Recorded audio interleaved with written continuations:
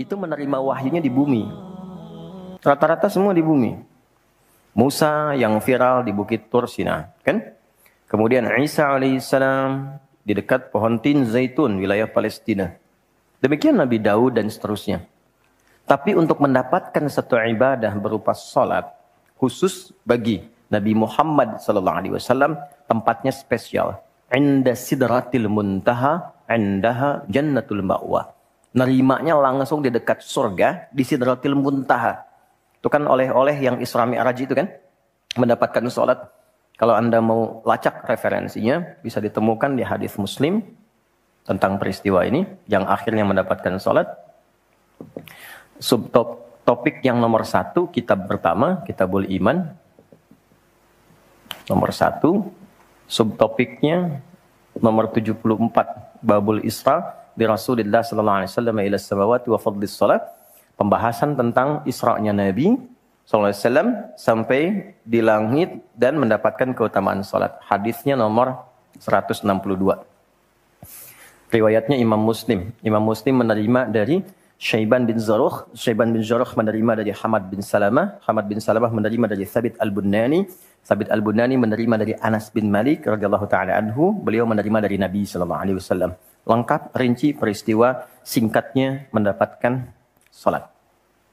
Dan salat menjadi pokok penentu amalan lain. Jadi kalau benar salatnya, benar hajinya. Benar salatnya, benar zakatnya. Benar salatnya, benar interaksi dengan Qur'annya. Dan benar salatnya, itu pasti baik hisabnya. Maka turun hadis spesifik yang banyak dihafal oleh para ahli hadis, jadi pegangan hidup sampai akhirat. Inna awwala ma yuhasabu bihil abdu yawmal qiyamati as-salah. Amal pertama yang akan dihisab di hari kiamat adalah salatnya. Idza salahat salaha sa'iru amali. Kalau baik-baik semua amalnya, indikasinya dari salat. Wa idza fasadat fasada sa'iru amali. Kalau salatnya enggak bagus, pasti ada pengaruh ke amalan lain. Dan itu sangat menentukan. Baik. Kenapa salat? Ada apa di balik salat? Dan bagaimana cara salat yang benar yang melahirkan perubahan pada kehidupan? Itu yang coba kita turunkan sampai-sampai di bulan Ramadan pun ibadah pokoknya salat. Ya kan? Ibadah pokoknya salat loh. Sampai Nabi mengatakan, "Man qama Ramadhana imanan wa ihtisaban, ghufira lahu ma taqaddama min dzambi." Spesial untuk Ramadan, orang yang salatnya benar khusus di Ramadan, di malam harinya yang kita kenal dengan tarawih, kalau benar salatnya dan ada getaran pada jiwanya, lalu dia berdoa spesifik, maka yang pertama Allah berikan mengampuni semua dosa yang pernah ia kerjakan selama hidupnya. Nah, itu nggak main-main. Artinya merubah dia menjadi lebih baik. Itu salat. Karena itu kenapa ada tambahan di Ramadan spesifik untuk meningkatkan salat tarawih. Berarti ada sesuatu yang sangat penting. Yuk kita mulai. Pertama kita akan bahas dari segi nama. Dan kedua, kita akan bahas dari segi fungsi atau hikmah atau manfaat. Baru kemudian yang ketiga, kita masuk kepada persoalan teknis penunaiannya. Baik bacaan, cara, makna. Kita belajar dari mulai menunaikan, bacaannya apa, maksud dari itu apa. Ya. Baik, kita mulai cepat. Salat. Apa itu salat? Doa. Apalagi? Kenapa doa disebut salat? Kenapa nggak disebut doa aja? Apa itu salat? Doa. Apa itu doa? Salat. Oke, yuk kita urutkan dari segi katanya dulu. As-salah, kurang lebih begini. Nanti ada versinya, ada yang pakai waw, itu ujungnya nanti kembali ke alif. Ini ya. Teman-teman, salat itu seakar dengan kata silah. Silatun. Seakar verbnya, kata kerjanya dengan kata wassala. Wusul. Silah dalam bahasa Arab artinya sesuatu yang terhubung kuat. Sehingga dengan erat dan kuatnya ini sulit dilepaskan. Pernah dengar silaturahmi? Ya kan? Kenapa disebut dengan silaturahmi? Karena ada hubungan perhatian kasih yang dalam, sehingga dimanapun dia masih tersambung untuk memperhatikan. Jadi silaturahmi itu bukan begini, bukan Anda kumpul, menyapa di teman yang hadir. Itu bukan silaturahim. Anda menyapa orangnya ada, wajar, orangnya masih ada. Tapi ketika Anda pulang, Anda mendoakan dan support pada kebaikan, itulah silah namanya.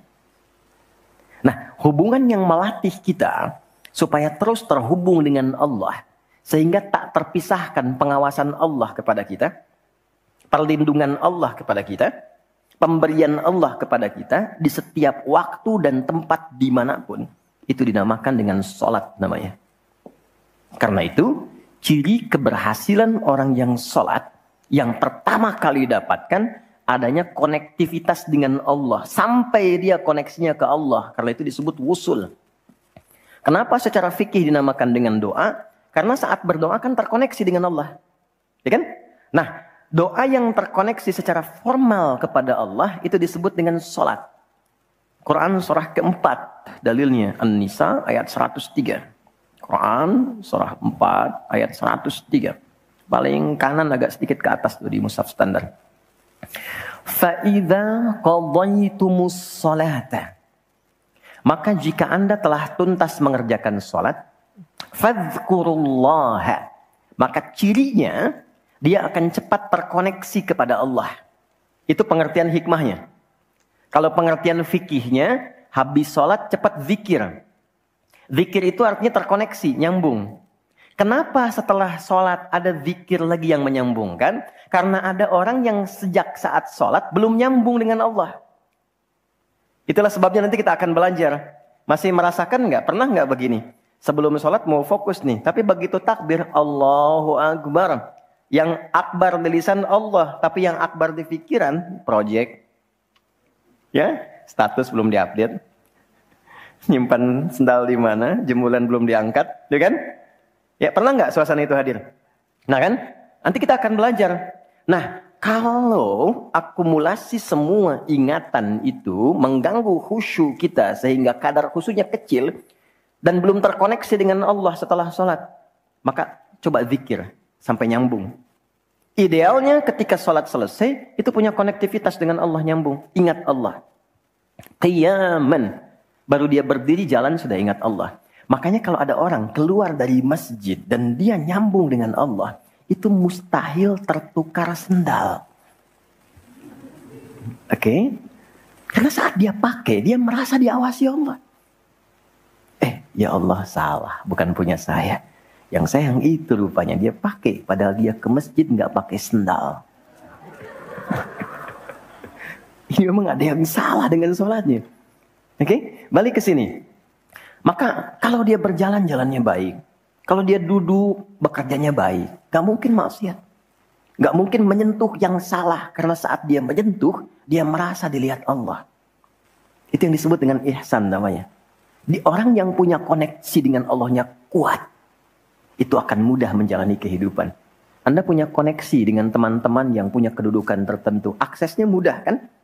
Anda punya koneksi dengan Allah, apa yang sulit bagi Allah? Masalah dikecilin, bukan gak dapat masalah. Masalahnya sama, bagi orang lain besar, bagi si fulan kok ringan. Karena sebelum mendapatinya, akses dia ke Allah tinggi, Allah ringankan untuk diterima di hatinya. Dilapangkan hatinya sebelum menerima persoalannya. Jadi ketika menerima persoalan, dia tinggal senyum aja, selesai. Macet, yang lain gelisah. Alhamdulillah macet. Bisa hafalan dulu, bisa baca dulu, bisa mengerjakan yang lain dulu. Ini semua dibaca dengan nyaman karena konektivitas yang tinggi dengan Tuhan. Jadi ternyata ketika diminta menunaikan ibadah salat, ada hal yang sangat besar yang Allah ingin berikan kepada kita semua. Saya ingin tanya teman-teman, berapa waktu yang Allah mintakan kepada kita untuk menunaikan salat? Berapa? Tiap hari kita kerjakan. 5 kan? 5 kan? Nomor koneksi dengan Allah. Masih ingat nomornya? 24, 4, 3, 4. Klik. Naik. 2 subuh, 4 duhur, 4 asar, 3 maghrib, 4 isya kan? Ayo bikin status. Ya kan?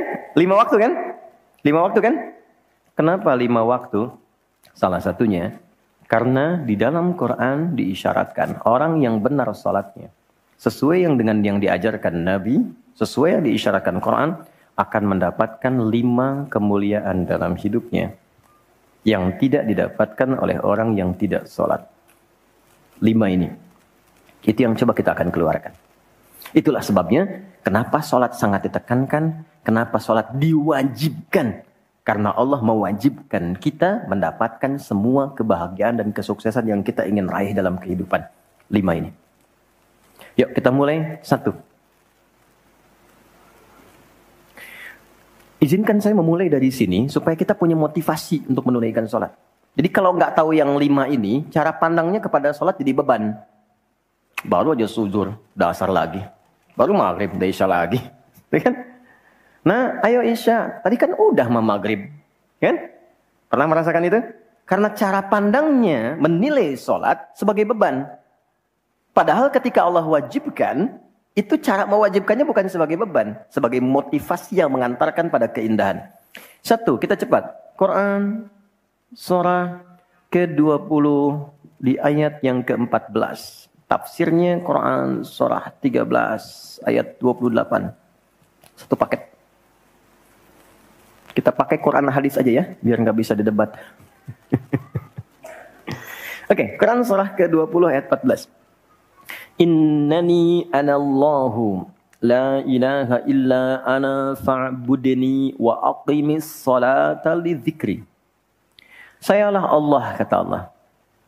La ilaha illa ana. Nggak ada Tuhan yang layak dipertuhankan kecuali saya. Ini kalau kita belajar ngaji tentang tauhid, ya, belajar mengaji tentang dasar keyakinan, akidah, ini ayat yang paling real, yang paling mudah dipahami, yang paling kuat pengakuannya. Saya coba mengumpulkan koleksi beberapa kitab-kitab yang disucikan, saya kumpulkan, nggak ada satupun kecuali di Quran yang tegas mengatakan, Tuhannya langsung mengatakan, tidak mewakili perwakilan. Sayalah Allah, satu-satunya yang dipertuhankan, sembah saya. Coba di Quran. Kita simpan ini dalam bab tauhid, sekarang kita teruskan. Bagaimana cara menyembahmu ya Allah? Fa'budni wa aqimis sholata lidzikri. Tunaikan sholat. Ya, sebagai pembuktian penyembahan kepadaku. Lidzikri. Untuk mengoneksikan dirimu denganku. 1, sholat adalah pembuktian sebagai hamba. Pembuktian iman. Pelan-pelan. Yang pertama, teman-teman sekalian, ketika Allah menerangkan fungsi sholat yang pertama untuk membangun konektivitas yang kuat dengan Allah, itu ternyata dasarnya bukan materi, bukan kedudukan, tapi penghambaan. Supaya engkau membuktikan diri engkau itu hambaku, sembahku, lewat sholat. Jadi kalau ada orang yang mengatakan, Tuhanmu siapa? Allah, tapi dia nggak mau sholat, itu kata Nabi, belum sempurna kebertuhanannya kepada Allah.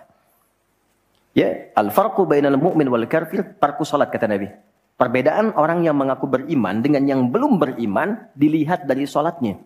Jadi kalau dia sudah menunaikan sholat, itu pembuktian keimanannya kepada Allah. Kebertuhanannya. Jadi kalau ada orang mengaku muslim, dia belum menunaikan sholat, maka dipertanyakan keimanannya. Karena itulah kemudian, kata sholat disebut juga di Al-Quran dengan kata iman. Buka Quran surah kedua, ayat 143. Lihat di pertengahan. Wa ma kana Allahu liyudhi'a imanakum. Jika ada hamba siapapun menunaikan sholat, aku nggak akan sia-siakan sholat yang dilakukan dengan imannya itu. Maksudnya apa? Akan dibalas, diberikan perhatian sesuai dengan kadar sholatnya. Disebut dengan iman. Dan yang paling dahsyat, ketika seseorang sholat menghamba, kan gerakannya ruku, sujud, menghamba kan?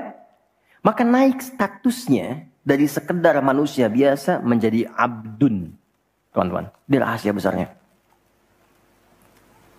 Perintahnya fa'budni, yang kita baca iyyaka na'budu, Asal katanya dari kata abada, orangnya abdun, zamannya ibad. Dan tidak pernah disebutkan dalam Quran kata abdun kecuali untuk mengangkat derajat hamba di hadapan Allah. Contoh, Nabi Muhammad ketika peristiwa Isra dan Mi'raj dipanggilnya dengan nama apa? Quran surah 17 ayat 1. Subhanalladzi asra bi'abdihi. Tidak disebut nabi, tidak disebut rasul, tapi abdun. Nabi Sulaiman ketika diberikan kekuasaan besar, punya kedudukan yang hebat sampai menundukkan awan. Ya, sebelum Songgohan punya awan kinton, Nabi Sulaiman sudah punya duluan. Suzuki Yatanabe tahun 96 kan, bikin komiknya. Saya nggak terlalu baca itu atau tonton, tapi saya tahu.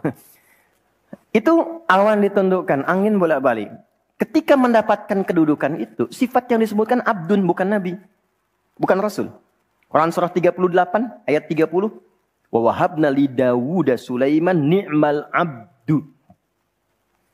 Oke, Nabi Zakaria alaihissalam ketika akan diangkat statusnya dari suami menjadi ayah dan sudah berharap tinggi, dikabulkan naik status, diberikan anugerah, disebutnya dengan abdun. Quran surah 19 di ayat yang kedua. Zikra rahmati rabbika abdahu Zakaria.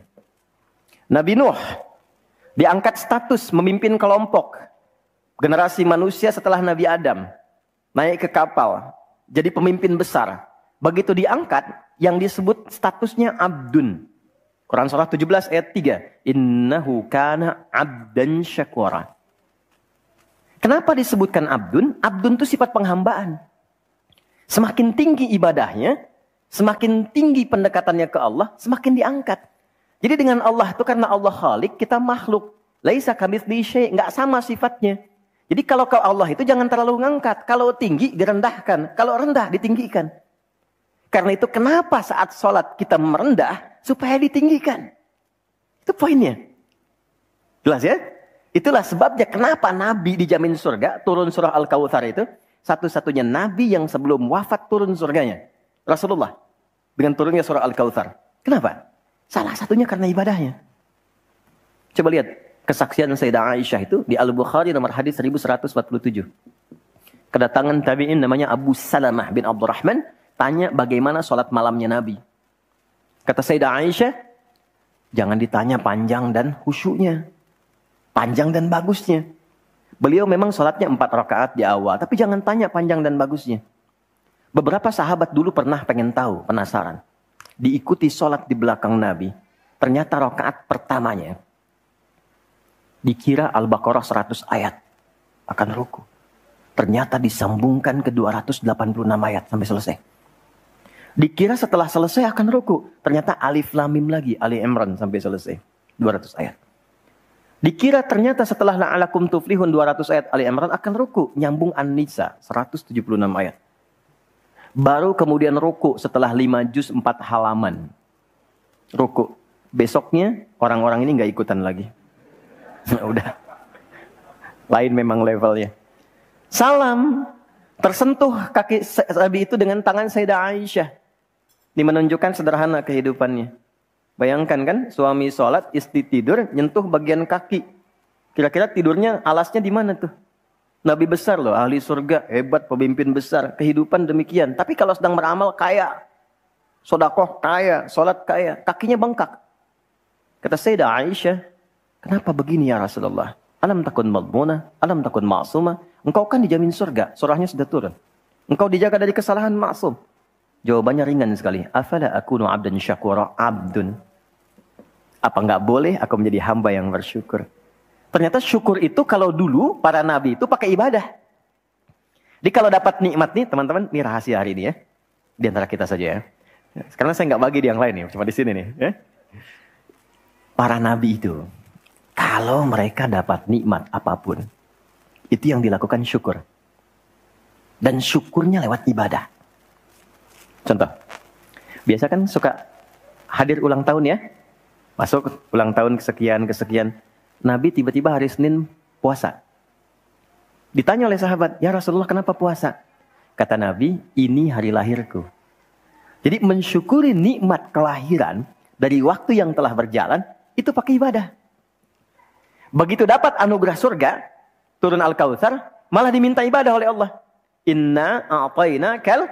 Setelah itu apa? Fasholli li rabbika. Tingkatkan sholat, tambahkan amal lewat harta. Jadi jaminan surga itu bukan menghentikan amal soleh. Anda sukses dengan pekerjaan, bukan berarti menjadikan hubungan Anda terputus dengan Allah. Yang paling aneh kan, Allah udah ngasih rezeki banyak, kok dipakai maksiat hasilnya? Allah kasih Anda minta, Allah kasih. Tapi begitu dikasih, kenapa dipakai untuk mabuk? Kenapa dipakai untuk maksiat? Kenapa dipakai untuk membeli sesuatu yang Allah nggak sukai? Kan ada perjuangan mendapatkan itu. Makanya dibalik caranya, ketika Anda menghamba, menunduk, Allah mengangkat. Tapi kalau Anda mengangkat, Allah turunkan serendah-rendahnya. Ini rumus pertama. Jadi ternyata ketika kita diminta menghamba dalam sholat, itu adalah jembatan pertama bagi Allah untuk mengangkat kita dengan derajat tertinggi. Paham? Oke, satu. Jadi kalau ke anak-anak begini kalau tanya, Mah kenapa sih harus sholat? Supaya kamu jadi hebat. Gitu. Kok bisa? Lihat Umar. Sebelum sholat, orang biasa. Kerjanya begini, cuman jalan-jalan, mabuk dan sebagainya. Tapi setelah sholat, dia jadi pemimpin yang sangat hebat. Dia hafal sekian bahasa. Dia dirikan sekolah-sekolah. Pemikirannya hebat, tangguh orangnya. Di mana-mana dikagumi. Itu. Kalau ada karyawan Anda bertanya, kenapa Pak harus sholat? Supaya kita makin sukses proyeknya. Makin banyak omsetnya. Coba lihat Abdurrahman bin Auf. Bukankah sebelum dia sholat dia kaya tapi biasa, malah hilang kekayaannya. Tapi setelah dia sholat dan dia praktekkan makna-makna dalam sholat, meningkat level kekayaannya sampai yang ketiga tertinggi. Dari kaya, kaya banget, kebangetan kayanya. Tuh, kapaknya terbuat dari emas kan? Abdurrahman bin Auf. Itu setelah sholat. Itu viral sekali kisahnya. Ya, jadi ini bagian pertama. Jadi ketika ada panggilan hayya 'alas shalah, atas jak Allahu Akbar, rasakan panggilan itu ingin mengangkat derajat kita. Jadi kalau panggilan sholat itu dipahami sebagai hanya tuntutan ibadah, nanti jadi beban. Allahu Akbar, si ngantuk ya Allah. Tapi ketika Anda sudah merencanakan, kan malamnya kita bikin kurikulum, kan kegiatan kita tuh nyambung. Malamnya istighfar, menyiapkan kurikulum untuk besok. Istighfar itu mengoreksi yang belum bagus apa hari sebelumnya. Katanya pengen ke surga, surganya Firdaus, tapi sholatnya masih bolong-bolong. Baca Quran belum maksimal, sedekah belum ada. Kita koreksi besok direncanakan. Saya pengen sholat di tempat ini. Besoknya saya akan misalnya mengerjakan ini, capaiannya ini. Bikin kurikulum A sampai Z. Begitu kita bangun tidur, dipanggil. Allahu Akbar, Allahu Akbar. Yang kita siapkan itu tadi, rencana. Dibawa menghadap Allah, minta kemudahan. Minta perlindungan, minta pengangkatan. Makanya kenapa sholatnya disebut subuh dari kata asbah. Sesuatu yang sudah siap dengan rencana. Wasubhi idza tanaffas. Quran surah 81 ayat 18. Di orang Islam itu bangun dari tidur, dia sudah punya rencana yang mau dia siapkan ke depan apa. Jadi nggak ada ceritanya ke depan bingung. Jam 7 mau kerjakan apa, 9 ada di mana. Rencana itu dibawa menghadap Allah. Dalam sholatlah kita mintakan kemudahan. Itulah pengantar, pengangkat derajat. Jadi ketika azan berbunyi kalimatnya Allahu Akbar, Allahu Akbar. Ini peluang saya. Jelas? Halo, jelas? Alhamdulillah. 2, masih di sini. 2. Wa aqimis sholata lidzikri, tunaikan salat untuk mengingatku. Apa manfaat zikir? Apa manfaat zikir?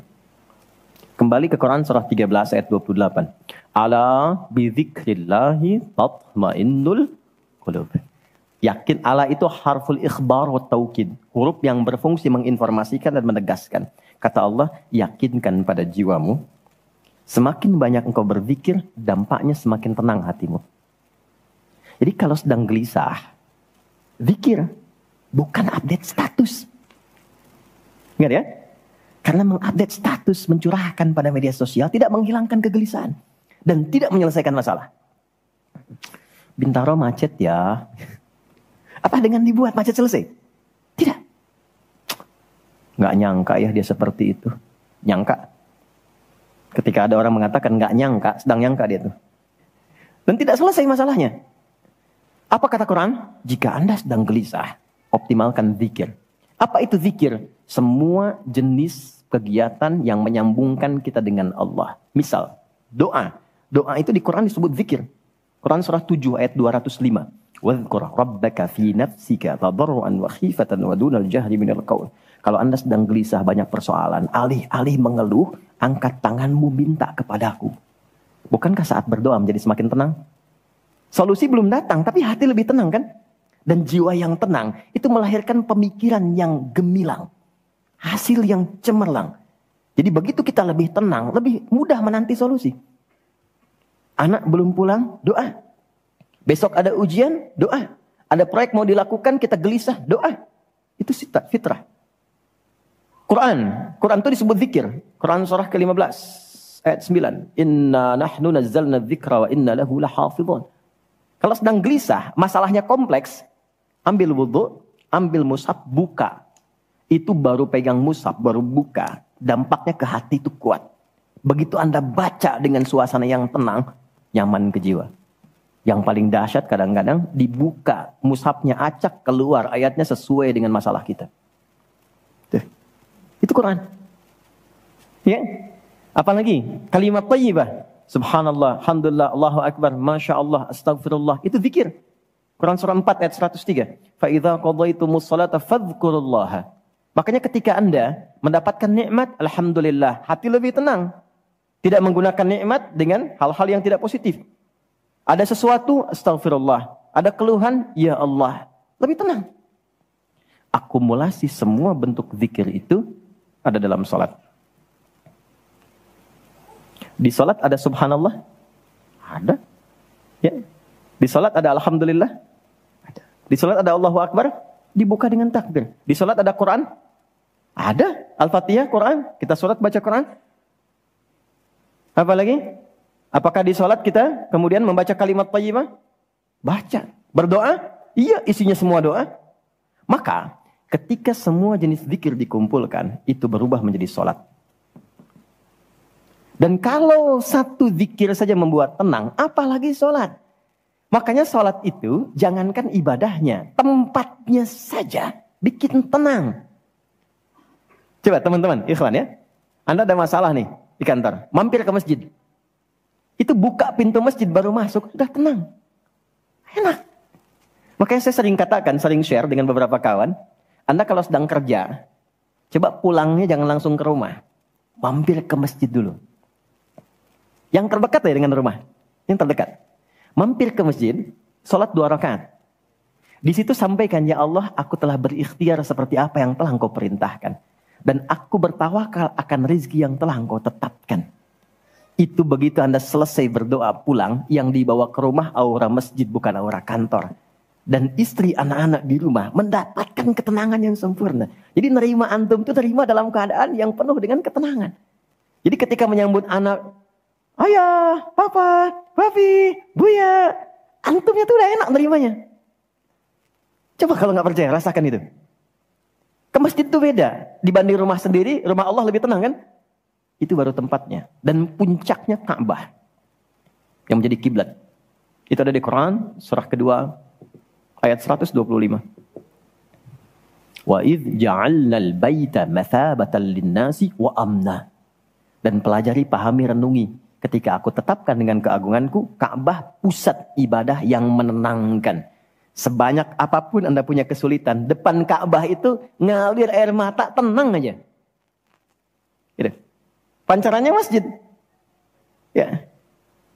Masya Allah ya. Nah, amalannya sholat. Jadi ambil suasana itu, bawa ke dalam diri kita untuk menghasilkan apa yang kita harapkan. Yang kedua, di intinya kalau sedang tidak tenang, gelisah, ada persoalan, atau bahkan ya, untuk menentukan satu urusan. Kalau Anda bingung, merasa ada saingan yang tidak sehat, merasa ada orang-orang yang mungkin mengganggu, lakukan sholat sebelum berangkat. Tahu Imam Al-Bukhari ya? Beliau menulis Sahih Al-Bukhari kan? Itu sebelum menulis setiap satu hadis, sholat 2 rakaat. Kalau tenang, baru dituliskan. Tidak tenang, beliau sholat kembali. Ditulis di Masjidil Haram, diselesaikan di Masjid Nabawi. Itulah sholat. Makanya semua nabi yang pernah bertugas di bumi, itu sholat. Dan kita yang paling sempurna caranya. Nabi Isa, Yesus, sholat. Quran surah 19, ayat 31. Sampai 33-nya. Wa ausani bis sholah. Allah mewasiatkan padaku untuk sholat. Nabi Zakaria, sholat. Quran surah ketiga, ayat 39. Fanadatul malaikatu wa huwa qa'imun yusalli fil mihrab. Salat. Nabi Ismail, kakek Nabi ke-29, bahkan meminta keluarganya disiplin salat. Quran surah 19, Maryam ayat 55. Wa kana ya'muru ahlahu bis shalah. Jadi kalau kita urutkan dari awal sampai ke Nabi Muhammad sallallahu alaihi wasallam, atau kita tarik mundur dari Nabi Muhammad ke Nabi Adam alaihissalam, tidak ada satupun nabi yang bertugas di bumi kecuali mereka salat. Muhammad SAW bin Abdullah bin Abdul Muttalib bin Hashim bin Abdul Manaf bin Qusay bin Murrah bin Kilab bin Ka'ab bin Ghalib bin Fihir bin Malik bin Nadar bin Kinana bin Khuzaimah bin Mudrika bin Ilyas bin Nizar bin Mudar bin Ma'ad bin Adnan bin Adi bin Adri bin Muqawwam bin Nahur bin Ya'rub bin Yasjub bin Ismail alaihissalam bin Nabit bin Ismail alaihissalam bin Ibrahim alaihissalam bin Adhar bin Nahur bin Abir bin Kinan bin Arfakhshad bin Sam bin Nuh alaihissalam bin Mihlail bin Matushala bin Kinan bin Anwas bin Tith bin Adam alaihissalam. Semua tersambung. Saya ulangi. Semua sholat. Oke? 3. Quran surah 29 ayat 45. Sholat bila dikerjakan dengan benar akan merubah pelakunya menjadi lebih baik. Secara singkatnya, sholat mendidik kita menjadi pribadi yang baik. Nah, sumber keburukan itu yang menjadi lawan dari baik itu ada 2. Jadi kalau ada orang yang tidak baik, anak yang kurang baik, ayah yang kurang baik, ibu yang kurang baik, itu artinya ada satu dari 2 ini yang melekat pada dirinya. Satu disebut dengan fakhsya. Keburukan yang bersumber dari syahwat. Maaf, kata-kata kotor, jorok, zina, LGBT, pornografi, porno aksi, dan semisalnya. Itu fakhsya. Jadi nggak mungkin orang sholat, kata-katanya jorok. Perilakunya menyimpang. Nggak mungkin. Karena sholat mencegah itu. Atau mungkar, maaf, keburukan yang bersumber dari nafsu perut dan akal. Mencuri, korupsi, mencela, berdusta, membunuh, merampok, menyakiti, dan semisalnya. Itu mungkar. Makanya ketika seseorang berbuat itu, hatinya mengingkari. Itu disebut mungkar. Hatinya mengingkari. Maka orang sholat, pasti bila sholatnya benar, karena dia tersambung dengan Allah, fakhsya dan mungkarnya tertekan. Yang muncul jiwa baiknya, jiwa takwanya. Ketika yang muncul kebaikannya, yang buruknya ditekan, maka yang keluar dari semua bagian tubuhnya, semuanya perilaku baik. Itulah sebabnya ketika Allah berfirman tentang hal ini, disampaikan di Quran surah 29 ayat 45. Inna sholata tanha anil fakhsya wal munkar. Mengujinya gampang. Kita uji dengan sejarah pendekatannya. Semua masyarakat di era Nabi, itu kan sebelum masuk Islam, perilakunya itu sangat menyimpang. Tidak kenal kebaikan. Tak kenal kebaikan itu jahlun namanya. Orangnya jahil. Kalau disatukan jadi jahiliyah. Gak kenal kebaikan. Ya, maaf, yang mencuri banyak, zina khatam. Ya, perilaku menyimpang banyak. Disebutnya jahiliyah. Tapi ketika datang risalah Islam, yang diajarkan pertama sholat. Sholat merubah mereka dari jahiliyah menjadi khairu ummah. Kalau ada yang paling jujur, itu. Yang paling dermawan, itu. Yang paling baik, itu. Paling disiplin, itu. Kok bisa sholat ditunaikan bisa merubah seseorang jadi lebih baik? Ada sesuatu dalam sholatnya. Itu yang nanti kita akan pelajari. Itulah sebabnya kenapa anak-anak dari kecil usia 7 tahun khususnya yang diajarkan sholat. Masih ingat hadisnya? Ya, saat anak berusia 7 tahun ajarkan sholat. 10 tahun dia masih malas, beri pelajaran yang membuat dia mengerti. Bukan berarti harus memukul ya. Kalau di Arab adatnya begitu, itu biasa. Doroba itu memberi pelajaran maksudnya. Kurangi uang jajannya, berikan pelajaran yang baik kepada dia supaya mengerti kenapa mesti sholat. Kenapa dari usia 7 tahun? Supaya anak itu tumbuh jadi baik. Itu maksudnya. Cuma anak sekarang advance. Gen Z yang sekarang itu sebelum sholatnya sempurna, TK sudah manasik ya. Enggak apa-apa sih, cuma ini maksimal kalau yang kedua ya. Oke, 4, saya cepat karena waktu kita terbatas. 4. Sholat bila dikabulkan, bila dilakukan dengan benar. Saya ulangi, sholat bila dilakukan dengan benar. Sesuai isyarat petunjuk Al-Quran dan contoh yang disampaikan Nabi, maka bisa mempercepat terkabulnya doa. Oke? Mempercepat terkabulnya doa. Itulah kenapa secara bahasa sholat disebut doa. Kalau benar mengoneksikan diri kita dengan Allah sang pengabul doa, koneksinya cepat, sinyalnya kuat, itu nggak ada sekat, menggoncang aras, langsung dikabulkan. Dan nggak ada jeda. Oke, Quran langsung, surah ketiga, ayat 38 sampai 39. Surah 3 Ali Imran, ayat 38 sampai 39. Kita belajar dari kisahnya Nabi Zakaria alaihi salam. Contoh kecil sekali. Secara singkat sudah berumah tangga, sudah sekian lama, rambut sudah memutih, fisiknya sudah letih, itu dilukiskan di surah Maryam nanti, ayat 1-9 kita dapati. Istri divonis secara medis, nggak mungkin punya keturunan. Secara medis loh, sudah menopause dan maaf, mandul. Secara medis nggak mungkin, secara klinis nggak mungkin. Tapi ini yang paling hebat. Jika manusia, catat ini baik-baik ya, jika manusia sudah menyimpulkan nggak bisa, itu tanda langsung dari Allah supaya menengadahkan permohonan langsung kepada Allah tanpa campur tangan makhluk. Karena Allah ingin mengabulkan apa yang Anda minta secara langsung, bukan lewat campur tangan makhluk. Baca itu. Dan pahami untuk tidak putus ikhtiar. Jadi kalau rahmat Allah itu jangan dibawa dengan putus asa. La taqnatu mir rahmatillah. Jangan pernah putus asa. Jangan ada bahasa begini, ya nggak mungkin, ya nggak bisa. Jangan diambil. Begitu orang mengatakan nggak mungkin, itu tanda dari Allah. Allah ingin memberikan langsung tanpa campur tangan manusia. Maka apa yang dilakukan Nabi Zakaria? Beliau kemudian sholat di mihrabnya Maryam. Ini saya sedikit bahas tentang mihrab, sedikit saja. Quran surah 3 dulu, di ayat 37. Di paling kiri sebelah bawah, pojok di mushaf standar.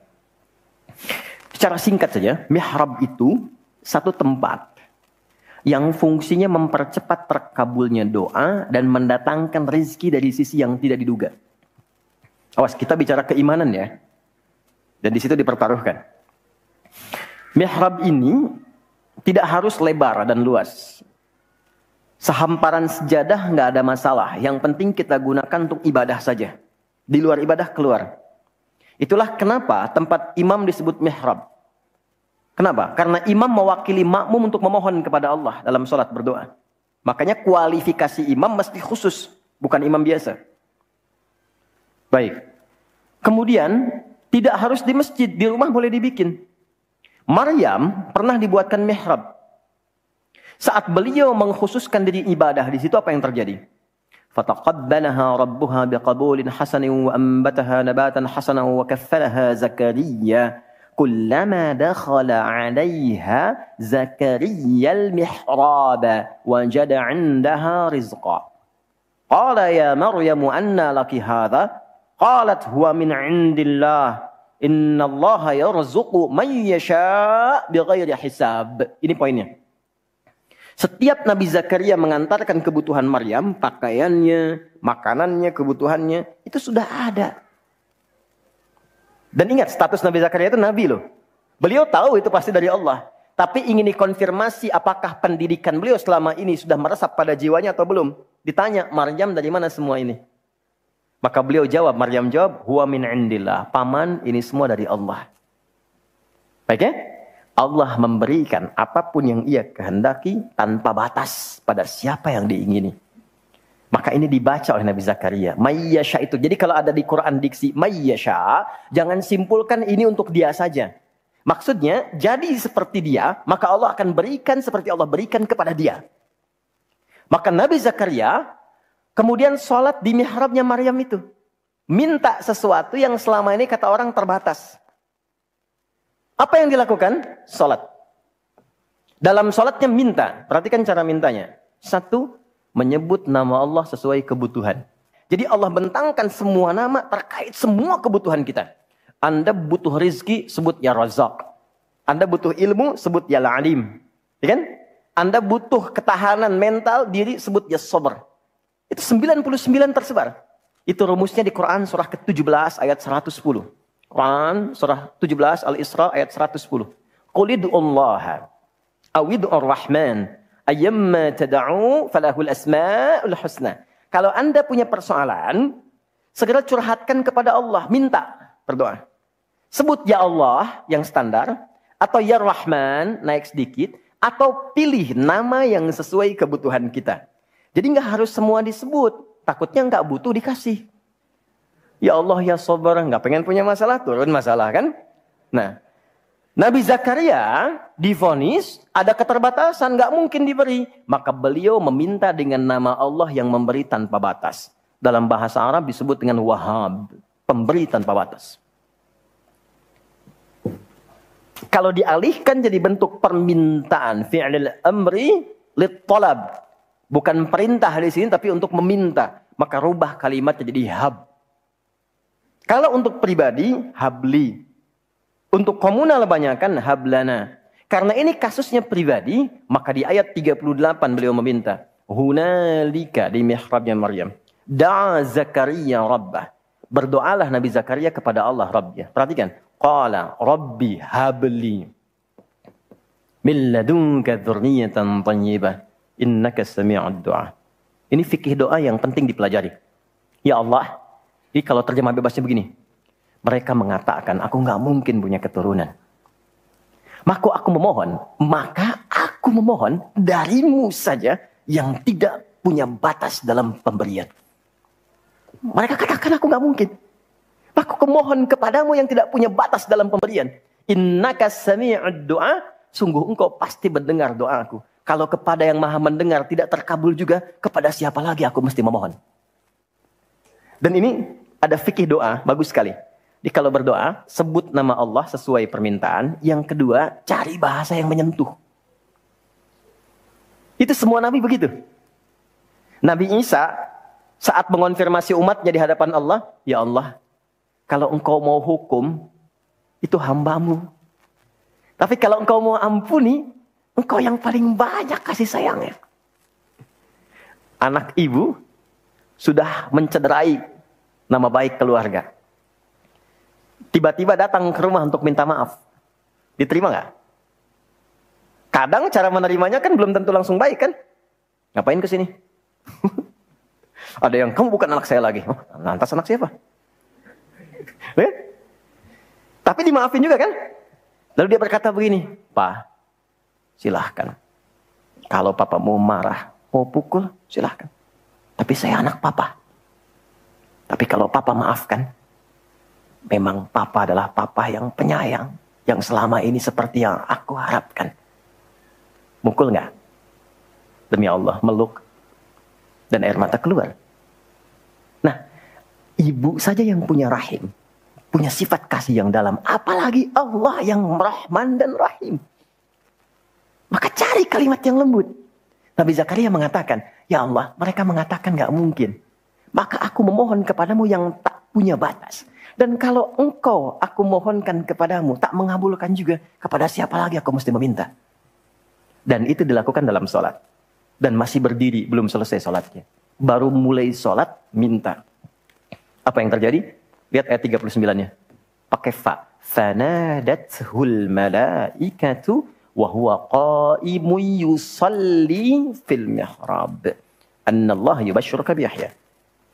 Maka nggak ada jeda. Fa itu harfu atfin raditin baina syai'aini bila hudud. Paham? Tidak. Huruf sambung antara dua peristiwa yang terjadi tanpa jeda. Peristiwa pertama berdoa, peristiwa kedua dikabulkan. Antara berdoa dan dikabulkan tidak ada jeda. Baru selesai minta, seketika turun malaikat menyampaikan doamu terjawab. Tidak menunggu sholatnya selesai. Ternyata kalau sholatnya benar, itu seketika terjawab. Dan beliau meminta dalam keadaan berdiri. Nabi Zakaria seorang nabi, ini saya ingin tunjukkan keutamaan dari barakahnya Nabi Muhammad SAW. Nabi Zakaria seorang nabi, sholat berdiri dikabulkan. Kita umatnya Nabi Muhammad, sebelum sholat ditunggu oleh Allah, mau minta apa aku kabulkan. Maka turunlah Quran, surah kedua ayat 45. Wasta'inu bis-sabri was-salah. Kalau engkau punya persoalan, jangan mengeluh, kata Allah. Terima dulu dengan sabar. Karena yang lain pun punya masalah. Perhatikan fikih masalah. Nanti kita belajar fikihnya ya. Kata Allah, aku menitipkan masalah ini bukan ingin membuat kehidupanmu bermasalah. Tapi meningkatkan kualitas hidupmu supaya lebih baik kemudian hari. Karena itulah ketika aku berikan, tak mungkin aku titipkan kalau engkau tak mampu. Maka turun ayat berikutnya. La yukallifullahu nafsan illa. Jadi nggak mungkin diuji itu Anda nggak mampu, nggak mungkin. Jadi kalau Anda datang ke sini sekarang sedang punya masalah, seberat apapun, itu tandanya Anda yang mampu. Saya tidak. Saya tidak dititipi itu oleh Allah karena saya belum mampu. Anda mampu. Kalau Allah percaya kepada Anda, kenapa Anda pesimis? Lalu katakan, inna ma'al usri yusra. Bahasa kitanya begini, pasti berakhir, pasti selesai. Nggak ada yang nggak ada solusinya. Kalau sedang punya persoalan, tanamkan itu dalam jiwa. Makanya disebut al-insyirah, sesuatu yang lapang. Kalau kita menerima dan mengatakan seberat apapun pasti selesai, nggak mungkin Allah tinggalkan. Tanamkan pada jiwa. Itu minimal lapang hati kita. Ya, dan itu yang punya kita di Quran. Katakan, yang praktekkan Jepang. Betul, di semua kegiatan pakai. Dulu ada yang senapas dengan Songgoku Songgoan tuh ada benteng Takeshi kan ya? Kan? Kalau mau naklukkan itu, ayo kamu bisa, kamu bisa, kamu bisa kan? Dibuatkan optimisme dalam dirinya supaya bisa. Nah ini kita ada ayatnya. Katakan pada dirimu, pasti selesai. Gak usah mengeluh. Mengeluh tidak menyelesaikan persoalan. Terima dulu, pasti Allah tingkatkan kualitasnya. Setelah itu apa? Bawa dalam sholat. Jadi konfigurasi sholat itu begini. Kalau pagi punya masalah, kenapa dipanggil zuhur? Supaya diselesaikan dalam zuhur. Zuhur ke asar punya masalah, diselesaikan di asar. Nanti akumulasinya diselesaikan di isya. Kalau belum tuntas, tahajud. Makanya orang yang benar sholatnya, tidurnya tenang. Karena dia sudah curahkan kepada Allah. Ya Allah, engkau yang titipkan, engkau pasti selesaikan. Engkau yang berikan, engkau pakai tuntaskan. Engkau pasti tuntaskan. Lalu istighfar kan? Makanya begitu istighfar, tidurnya tenang. Gak percaya silahkan. Coba dulu evaluasi istighfar, tenangkan. Tidurnya enak. Tapi kalau Anda gak lakukan, dalam tidur pun masih bermasalah. Kamu ini tidur. Gak enak. Itulah sholat. Nah, ayatnya berbunyi. Saya hapus dulu ya. Bismillah. Allahu Akbar. Apa? Ya, alhamdulillah. Oh, presiden ngapus, Masya Allah. Ya, musyawarah. Ya. Oh, enggak usah, itu aja. Ya, baik, makasih. Jangan dihapus yang tidak ingin saya hapus ya. Baik, jazakallah khair. Ya. Cukup. Makasih, jazakallah khair. Teknis, hamba, cara. Hikmah. Ya. Oke. Quran surah 2 ayat 45. Perhatikan, ini mahal sekali ilmunya. Dan tidak di satu kitab. Mesti dikumpulkan. Quran surah 2 ayat 45. Wasta'inu bis sabri was-salah. Perhatikan ya, fokus baik-baik. Perhatikan cara menerjemahkannya. Dan bila Anda memiliki persoalan dalam hidup, terima dulu dengan sabar. Sabar itu bukan diam ya. Sabar itu menerima ujian yang Allah titipkan, berikhtiar untuk menyelesaikan sesuai dengan apa yang Allah bimbing. Itu sabar namanya. Jelas? Terima dulu dengan sabar, lalu bawa itu dalam sholat. Jelas? Sampaikan, minta solusinya. Wassalah. Kalau belum yakin, imannya dipertanyakan. Kalau belum yakin, imannya dipertanyakan. Makanya nanti di ayat 153, di surah yang sama, Quran, surah 2, ayat 153. Dibuka dengan iman dulu. Ya ayyuhalladzina amanu ista'inu bis-sabri was-salah. Kamu kok kayak nggak beriman, kata Allah? Bukannya kamu beriman? Pakai imanmu. Bahasa kita begitu. Pakai imanmu. Orang beriman tuh dapat satu yang tidak menyenangkan, bersabar. Dapat hal yang disukai, bersyukur. Terima dulu. Bawa dalam sholat. Teruskan. Perhatikan. Ketika dibawa dalam sholat, masih ingat kisah Nabi Zakaria? Dikabulkan oleh Allah dalam keadaan ruku atau sujud tadi? Berdiri. Belum ruku, belum sujud. Masih berdiri kan? Dan dikabulkan. Kita belum berdiri, sudah dipanggil oleh Allah. Punya masalah apa? Datang. Dan saat mulai berdiri, bertakbir, berdiri, kita mohonlah dalam berdiri kepada Allah. Kalimat yang langsung Allah ajarkan. Perhatikan baik-baik. Allah perintahkan salat, fa'budni, ibadah kepadaku. Maka kita katakan, iyyaka na'budu. Iyyaka na'budu. Perhatikan bahasa kitanya. Perhatikan cara menerjemahkannya. Ya Allah, Engkau perintahkan aku salat untuk menghamba kepadamu. Sekarang aku hanya menghamba kepadamu saja. Iyyaka na'budu. Wa iyyaka nasta'in. Wasta'inu, bentuk perintah. Kalau kita ingin rubah bentuk perintah ke dalam bentuk permintaan. Kata Allah, minta solusi. Kita ingin rubah, ya Allah, kami minta solusi hanya kepadamu. Kalimatnya berubah dari ista'inu jadi nasta'in. Wa iyyaka nasta'in.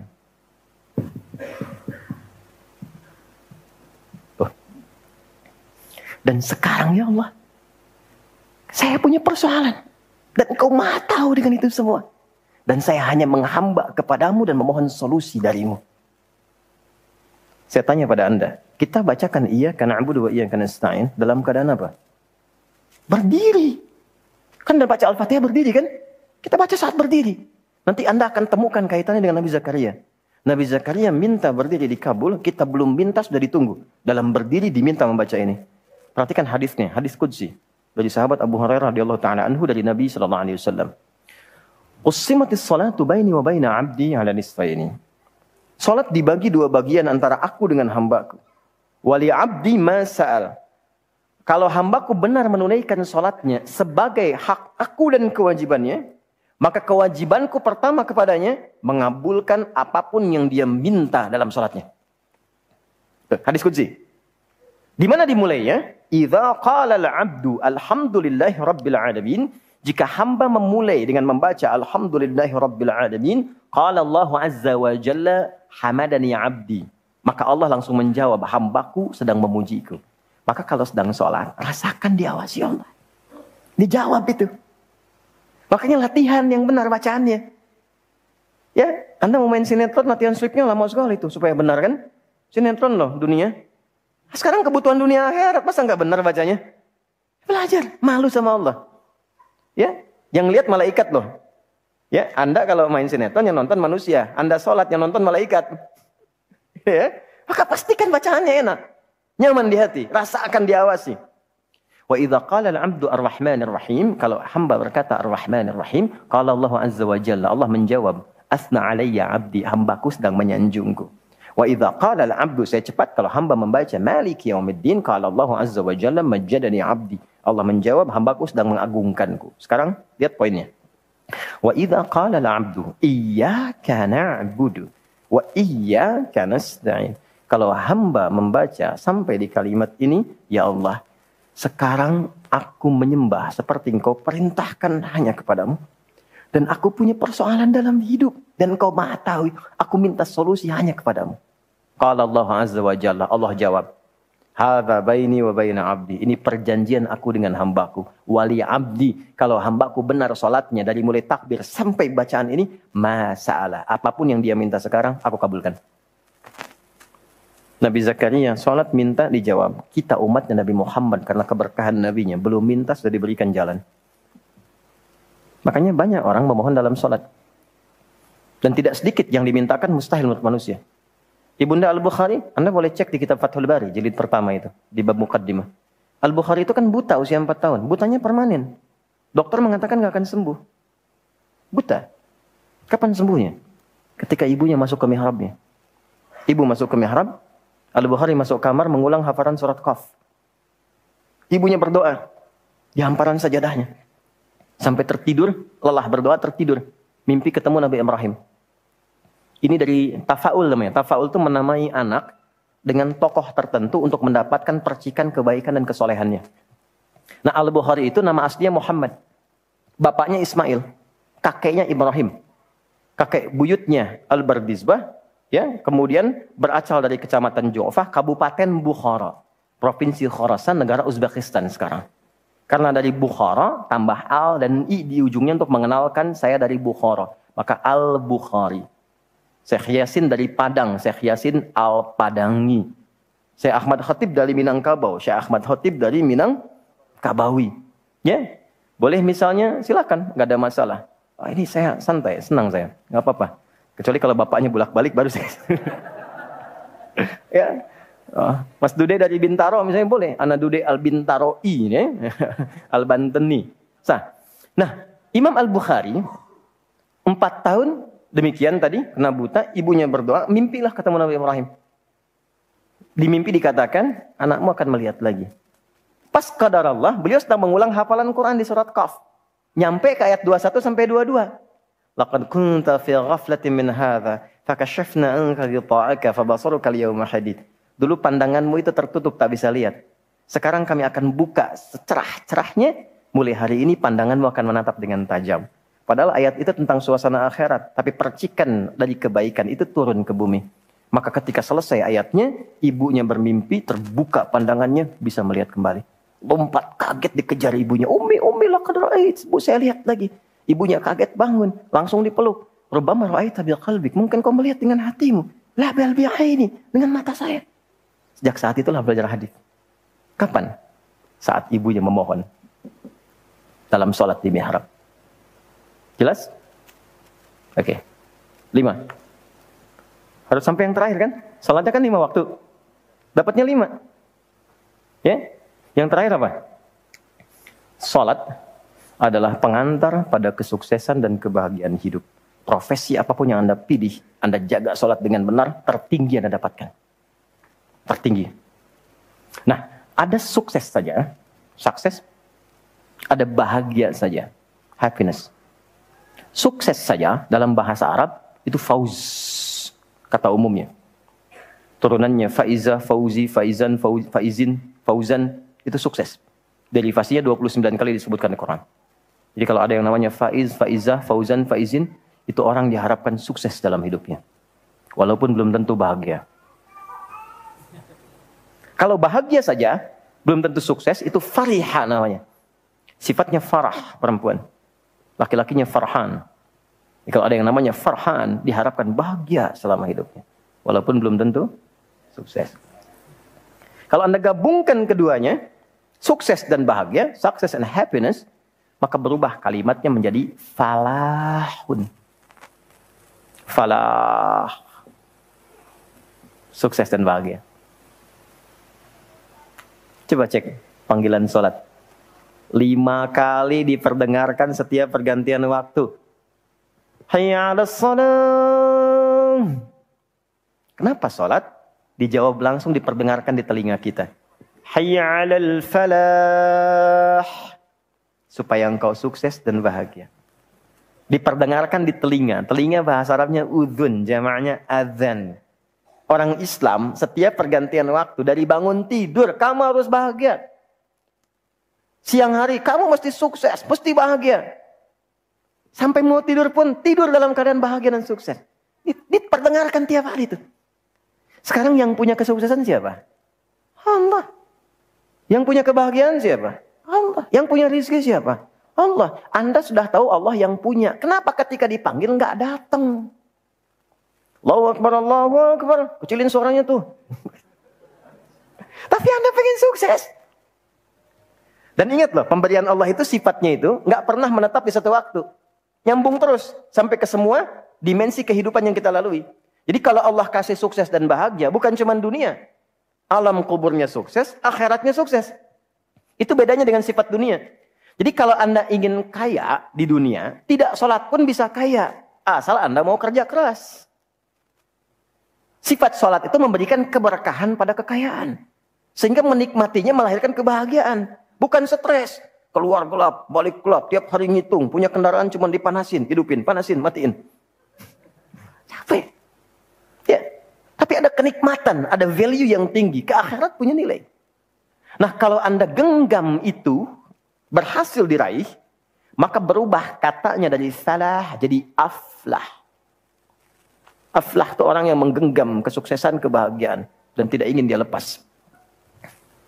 Siapa aflah di Quran yang pernah dibuka dan ditampilkan ayatnya? Quran surah ke-23. Al-Mu'minun ayat 1-2. Qad aflahal mu'minun. Orang beriman itu, bila imannya sejati, pasti menggenggam kebahagiaan dan kesuksesan.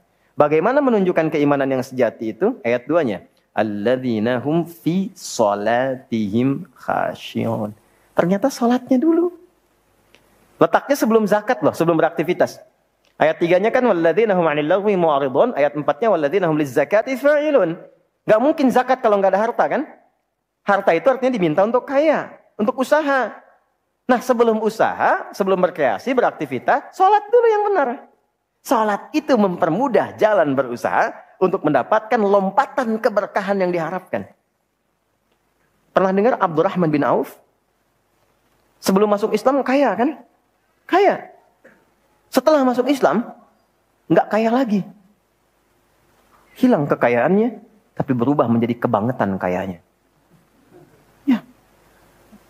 Jadi Muslim dirampas hartanya oleh orang-orang Quraisy pada masa itu. Kalau engkau ingin ikut hijrah dengan Muhammad SAW, silahkan berangkat. Tapi hartamu kami rampas. Berangkat dengan pakaian yang melekat di badan saja. Silahkan. Ternyata beliau memilih hijrah. Itu nggak mudah loh. Jadi hijrah itu jangan dikira membalikan telapak tangan begini. Nggak mudah. Dan Anda kalau berhijrah, yang pertama diberi bukan harta. Kalau motivasi Anda hijrah mendapatkan harta, salah Anda. Capek pasti. Bikin apapun capek. Kalau Anda ibadah untuk dapat kedudukan, capek. Capek. Tapi niatkan benar karena Allah. Yang paling menarik apa? Ya, saya berangkat. Dan jaraknya 400 km cuma jalan kaki, nggak ada kendaraan. Medannya nggak mudah.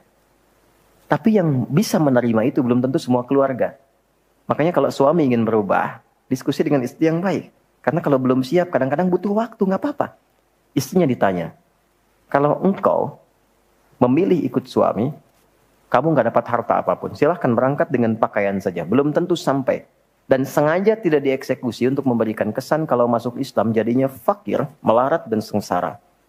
Tapi kalau kamu tinggal di Mekah, kami serahkan semua harta suamimu, kami angkat menjadi perempuan terhormat, silahkan pilih laki-laki manapun yang kamu inginkan di Mekah, kami fasilitasi pernikahannya. Bentar ya.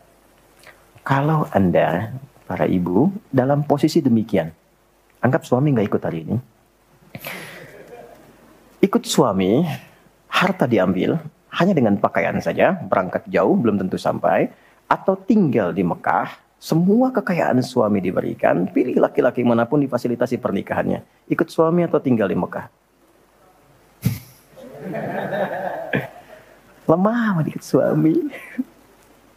Ternyata istrinya pada masa itu memilih tinggal di Mekah. Belum siap. Abdurrahman bin Auf berangkat. Hebatnya orang Madinah, kenapa disebut dengan Ansar? Ansar itu sifat menolong tanpa pamrih dengan pertolongan yang dalam. Jadi kalau ada yang haus disambutnya oleh yang bawa minuman. Yang lapar disambutnya oleh yang bawa makanan. Dan tanpa pamrih sampai nanti diviralkan di Quran surah 59 ayat 9 sampai 10. Wa yu'thiruna 'ala anfusihim walau kana bihim khasassah. Nah, ini kaya, pernah kaya, jatuh fakir, disambut oleh orang paling kaya di Madinah. Disambut. Begitu datang, perhatikan tawarannya. Beliau mengira kalau kaya jatuh fakir itu akan mengganggu kepada perasaan karena stylenya berubah. Jadi pikiran. Di fisika kan begitu ya. F1 sama dengan F2 kan. Gaya gerak sama dengan gaya dorong. Apa yang masuk itu yang keluar. Jadi kalau yang masuknya sedikit maka gayanya sederhana. Naik angkot, keluar, nunduk, sodakoh. Tapi kalau yang masuknya banyak, tampilannya beda kan? Keluar, jalan. Tapi jangan lupa, Hukum gaya itu ada hukum Pascal namanya. F berbanding lurus dengan P. Gaya berbanding lurus dengan tekanan. Semakin banyak gaya, semakin tertekan hidupnya. Ya? Maka bila orang punya penghasilan banyak gayanya, ketika penghasilan menurun, tekanan hidupnya meningkat. Itu yang menjadikan pekerjaan kadang nggak ditimbang-timbang, semua dilakukan demi memperbaiki gaya. Dikiranya Abdurrahman bin Auf itu masuk rumus ini. Padahal beliau sudah hatam pelajaran sholat setahun sebelum hijrah. Itu cuma praktekkan berdiri saja. Apa jawabannya? Perhatikan ketika ditawarkan. Akhil karim, au kama qala sami'tu annaka kunta ghaniyya. Saya dengar Anda pernah kaya. Kalau ingin kaya lagi, ambil setengah harta saya. Dan itu kalau dirinci lewat kisah-kisah sirah, itu hartanya ada berapa, kebun kurmanya berapa. Betul-betul kaya lah. Saya dengar Anda ditinggalkan keluarga. Kalau ingin nikah lagi, pilih perempuan paling engkau sukai di wilayah ini. Walaupun bagian dari keluarga aku, pilih. Aku fasilitasi pernikahannya. Gantian ya. Kalau antum di posisi itu. Oke. Ambil setengah kekayaan. Silahkan pilih dengan perempuan manapun yang Anda suka. Kami fasilitasi pernikahannya. Diterima atau tidak ditolak sama sekali. Saya percuma tawarkan ditolak karena wajah antum tuh udah paham saya. Oke, yang ingin saya katakan begini. Yang ingin saya katakan, beliau mengatakan terima kasih atas tawarannya. Bahasa kita jazakallah khair. Terima kasih atas tawarannya. Arini ainal aswaq. Cukup tunjukkan padaku di mana pusat bisnisnya. Cukup tunjukkan padaku di mana pusat bisnisnya. Itu dipraktekkan pencerahan dari Nabi tentang makna sholat. Jadi rupanya sholat dari bagian awal sampai akhir itu ada artinya, ada maknanya. Itu dipraktikkan oleh beliau. Cuman dalam jangka waktu 2 tahun menuju tahun ketiga, berubahlah jadi orang paling kaya nomor 3 di Madinah. Sampai jadi nomor 1 di Madinah. Sampai hartanya bisa memberikan sedekah kepada semua penduduk Madinah. Viral kisahnya. Jadi penduduk Madinah itu yang nggak bisa kerja dimodalin sepertiganya. Yang nggak bisa sama sekali berusaha, udah disantuni. Yang lainnya diberikan hadiah. Jadi setiap mendapatkan proyek apapun, itu Masya Allah, semua Madinah dapat bagiannya. Dan termasuk yang didoakan oleh keluarga Nabi, yaitu Sayyidah Aisyah radhiyallahu ta'ala anha. Karena berkah hartanya. Dari orang yang tidak berpunya, menjadi orang yang luar biasa, karena manfaat sholat. Oke, sekarang intinya. Ini kan baru muqaddimah, kita belum mulai. Belum mulai ini, kita kan baru muqaddimah. Dari 5 ini, berapa yang sudah didapatkan? Selama kita sholat. Ribuan kali ruku', ribuan kali sujud. Apakah sholat yang dilakukan sudah membuat diri kita menjadi tenang? Apakah sudah merasa dekat dengan Allah? Sehingga semua kegiatan merasa terawasi? Kata-katanya baik, pandangannya terukur, langkahnya ke tempat yang disukai? Apakah sholat sudah membuat diri kita lebih tenang? Apakah sholat menjadikan doa kita sudah terkabul? Apakah sholat menjadikan diri sudah lebih baik? Jangan-jangan ada orang motivasi sholatnya pun untuk berbuat yang tidak baik. Ada masuk ke masjid bukan untuk sholat. Begitu takbir mundur ke belakang, kotak infak hilang. Apa yang salah? Rakaatnya sama dari dulu sampai sekarang. Subuh 2 rakaat. Duhur 4, asar 4, maghrib 3, isya 4. Dari awal bacaan pokoknya sama semua. Kenapa hasilnya bisa beda? Sumbernya hanya 2 masalahnya. Masalahnya 2.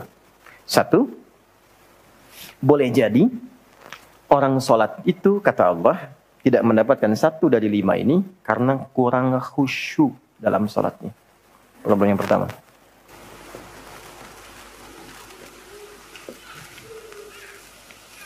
Dua,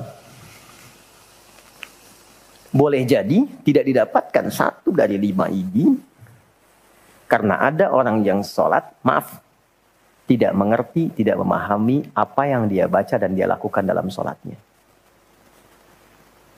Coba lihat selama ini. Ya, coba lihat selama ini kita sholat. Coba lihat selama ini sholatnya masing-masing. Paham nggak yang dibaca tuh?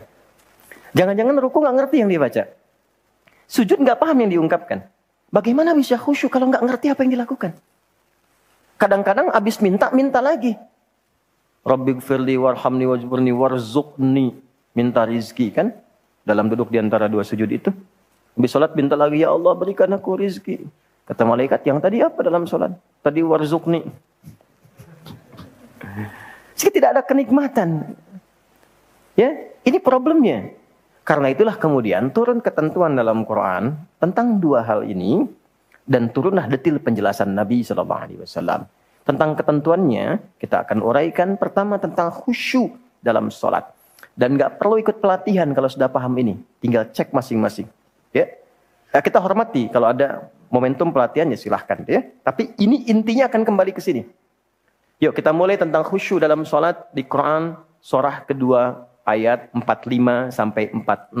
Semua tetap di posisinya supaya bisa fokus. Biarkan saya yang menulis, menerangkan, menghapus dan menjelaskan. Stop. Oke, nggak apa-apa ya. Alhamdulillah. Jazakallah khair. Man dalla ala khairin falahu ajruhu mithla ajri fa'ilihi min ghairi an yanqusa min ajri syai'. Siapa yang memfasilitasi, menolong pada kebaikan, dia akan dapat pahala yang sama dengan yang melakukan. Mudah-mudahan yang menghapus sama dengan yang menulis pahalanya. Sepanjang dia tidak menghapus apa yang ingin saya tuliskan sebelumnya. Khusyuk tadi di sini ya tulisannya. Khusyuk. Jazakallah khair. Quran surah kedua ayat 45 sampai 46. Oke, pelan-pelan. Wasta'inu bis-sabri was-salah. Wa innaha lakabiratun illa 'alal khashi'in. Fokus, tenang. Di sini Allah mengkomparasikan antara sabar dengan khusyuk. Sabar aja nggak mudah kan? Khusyuk itu di atas sabar. Jadi kalau nggak paham ilmunya, sulit mendapatkan khusyuk. Oke. Wasta'inu, jika Anda punya persoalan dalam hidup, bisa terimalah dengan sabar dulu. Catat, runtutkan, wassalah. Bawa dalam salat, minta solusi kepada Allah. Wa innaha, lihat kata gantinya ha, bukan hu. Kalau hu ke sabar, huma keduanya, ha ke salat. Dan salat itu lakabiratun, pakai lam, lamnya taukid, penguat. Sungguh kalau tidak serius, tidak benar, akan dirasakan berat. Jangankan saat memulai, ya, dapat panggilan aja kalau memang sifat khusyuk belum ada, itu berat. Berat. Kalau khusyuk itu belum ada, berat. Allahu Akbar, mau bangun berat. Tapi kalau khusyuk sudah ada, belum dipanggil udah siap-siap. Subuh jam 4.35, jam 4 udah bangun. Untuk persiapan. Supaya begitu menunaikan yang pokok sudah khusyuk. Kan? Tapi kalau itu belum ada, panggilan 4.35, bangun 5.34 pun belum sadar. Biasa aja. Illa 'alal khashi'in. Kecuali bagi orang khusyuk. Nah, siapa orang khusyuk itu? Ini penjelasan dari Al-Qur'annya. Ayat 46 ya. 1. Alladzina yadhunnuna annahum mulaqu, saya satukan, saya pisahkan dulu, Rabbihim. Kemudian saya turunkan wa annahum ilaihi raji'un. Ini cuma 2 saja langkah untuk khusyuk. Oke, 1, alladzina. Alladzina disebutkan 1080 kali dalam Al-Quran. Menunjuk pada semua sifat tanpa kecuali. Jadi khusyuk itu berlaku untuk laki-laki, perempuan, tua, muda, besar, kecil. Ustadz bukan ustadz, kiai bukan kiai, habib bukan habib. Mau pengusaha, teknokrat, birokrat, semua bisa. Jadi khusyuk tidak milik satu personal tertentu. Bukan milik golongan tertentu. Tapi khusyuk terbuka untuk siapapun. Bagaimana mendapatkan kekhusyuan? Alladzina yadhunnuna. Yadhunnun ada ya. Sesuatu dalam bahasa Arab berbentuk kata kerja dibuka dengan satu di antara 4 huruf. Hamzah, nun, ya, dan ta. Disingkat jadi anita. Kata kerja yang kemasukan anita, maka dia punya makna akan dimulai, sedang dimulai, terus berlangsung sampai ke depan. present, continuous, and future. Akan dimulai, kan? Sedang dimulai, dan terus sampai ke depan. Jadi, ketika Allah menyampaikan kata khusyuk, ternyata persiapannya dimulai sebelum sholat. Pra-sholat. Sedang sholat, pasca sholat. Jadi jangan dibatasi di tengah sini. Kalau ingin khusyuk, kata Allah, siapkan sebelum sholat. Ya. Dan ini akan berdampak kepada sholat. Apa persiapannya? Teruskan ayatnya. Alladzina yadhunnuna annahum mulaqu rabbihim. Bahwa ia menguatkan kepada dirinya akan menghadap kepada Rabbnya. Menghadap nih kepada Allah. Dan ingat, lihat kalimatnya. Allah tidak mengatakan annahum mulaqullah. Tapi mulaqu rabbihim. Yang disebutkan sifat rububiyah. Saya berikan rahasia kedua. Hanya hari ini saja. Quran surah kedua. Ayat 172, Quran surah 7, maaf. Quran surah 7 Al-A'raf ayat 172. Wa idh akhadha rabbuka min bani adama min zuhurihim dzurriyyatahum wa asyhadahum ala anfusihim alastu bi rabbikum. Qalu bala syahidna. Saat masih dalam kandungan usia 4 bulan, roh ditiupkan, terjadi dialog. Allah mengambil komitmen dari setiap anak cucu Adam dengan mengatakan begini. Perhatikan kalimatnya. Alastu bi rabbikum. Siapkah engkau, bahasa kitanya, untuk berkomitmen menjadikan aku sebagai Rabbmu? Rabb itu apa? Rabb itu bukan sekedar Tuhan yang disembah, dipertuhankan, tapi yang merawat, memberikan perhatian, memberikan segenap kebutuhan, menyembuhkan kalau sakit, memaafkan kalau salah, mengampuni kalau berbuat dosa, segalanya. Kalau ada seseorang mengatakan kepada Anda, siap nggak ikut saya akan perhatikan semuanya. Kebutuhan saya penuhi, sakit saya akan bawa ke rumah sakit terbaik. Ada sesuatu saya akan berikan solusi yang terbaik. Kira-kira mau ikut nggak? Jawabannya bala kan? Bala itu iya tanpa pikir. Maka kata Rabb ini bukan sekedar komitmen ketuhanan, tapi komitmen yang memintakan kepada Allah untuk membalas segala hal yang Allah janjikan jika kita memang menuhankannya. Inilah rahasianya, kenapa setiap berdoa bahasanya Rabb. Coba cek. Doa-doa yang kita panjatkan banyaknya Rabb kan? Kalau sedang ada salah, Rabbana zalamna anfusana wa illam taghfir lana wa tarhamna lanakunanna minal khasirin. Untuk orang tua, Rabbighfirli wa liwalidayya warhamhuma kama rabbayani. Ya. Untuk keluarga, keturunan, Rabbana hablana min azwaj. Pakai Rabb. Dan doa paling favorit di muka bumi untuk semua orang Islam, Rabbana atina fid dunya fil akhirati waqina. Doa apa itu? Sapu jagat. Cuman kita yang punya tuh. Di Arab nggak tahu sapu jagat tuh. Di kita ada doa sapu jagat. Doa sapu nggak ada jagatnya, doa jagat nggak ada sapunya. Yang tadi di Al-Baqarah 201. Pakai Rabb semua kan? Pakai Rabb. Nah ini, perhatikan, rasakan suasananya. Engkau akan menghadap kepada Tuhan yang telah merawatmu. Akan mengabulkan semua keinginanmu. Menyelesaikan semua persoalanmu saat ini. Memberikan semua yang kau harapkan. Makanya orang khusyuk itu begitu merasakan akan menghadap Allah, maka dari penampilan saja dia sudah siapkan. Turunlah Quran surah 7 ayat 31. Perhatikan ini ya persiapannya. Quran surah 7 Al-A'raf ayat 31. Ya bani Adama khudhu zinatakum 'inda kulli masjid. Hei anak cucu Adam, kalau sudah ada panggilan terdengar dari masjid, kenakan pakaian terbaikmu. Tuh. Kapan panggilan dari masjid tiba? Saat azan kan? Ya kan? Allahu Akbar, Allahu Akbar. Nah itu orang khusyuk, baru dengar panggilan, dia sudah menyiapkan pakaian terbaik. Menghadap Allah loh. Anda menghadap pimpinan pakaian bagus. Ya kan? Kadang-kadang dipersiapkan. Jaket sebelumnya, pakaian dijahit sebelumnya. 2 pekan sebelumnya pesan sepatu yang sesuai. Yang belum tentu dia memberikan jawaban dari proposal Anda. Ini Allah manggil 5 kali dalam sehari. Kan? Pengen khusyuk tapi pakaian seadanya. Udah sholat datang, celana seadanya, pakaian kaos. Depan Messi, belakang Ronaldo. Malaikat bingung. Nggak. Memang secara fikih sah. Tapi secara moral, akhlak, etik akhlak kita kepada Allah, rasanya nggak enak mau minta begitu. Ya kan? Coba rasakan ya. Anda nanti pas mau sholat misalnya, malam lah supaya rasanya ke hati lebih kuat. Cari pakaian terbaik. Rasakan kenikmatannya. Persiapkan dengan baik. Berwudu dengan benar. Demi Allah saya katakan, tidak ada yang paling indah suasananya ketika Anda datang dengan penampilan demikian. Rasakan bedanya. Bedakan rasanya. Pasti akan terasa bedanya. Lain. Ketemu ini, Rob. Di masjid itu kan cuma 2 panggilan kan? Kalau bukan panggilan untuk sholat, ya kan? Yang kedua apa? Meninggal kan? Telah meninggal dunia, gitu kan?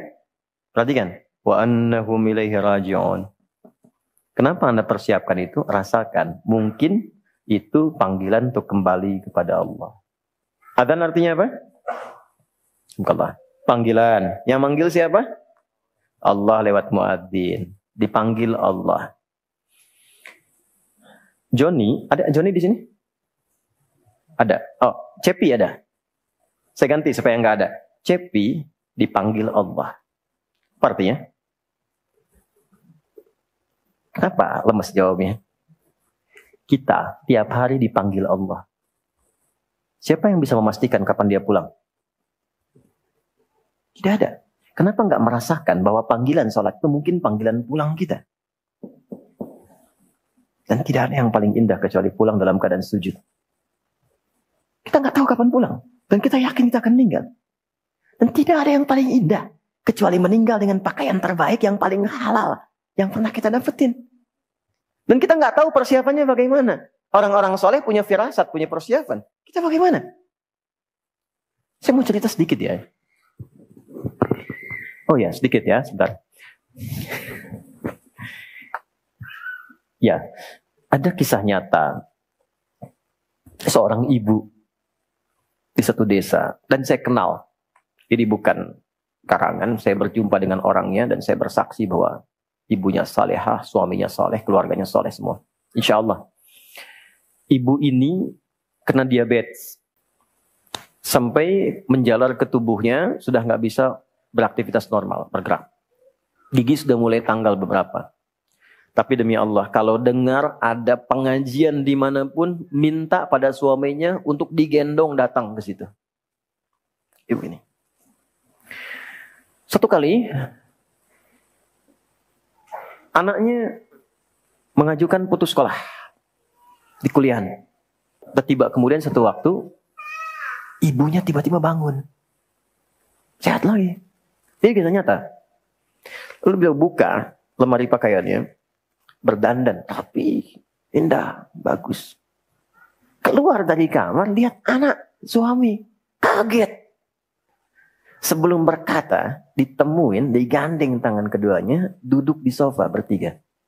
Kata ibu, ya ini kisah nyata. Nak, tolong buatkan susu ya buat mama. Bikin susu.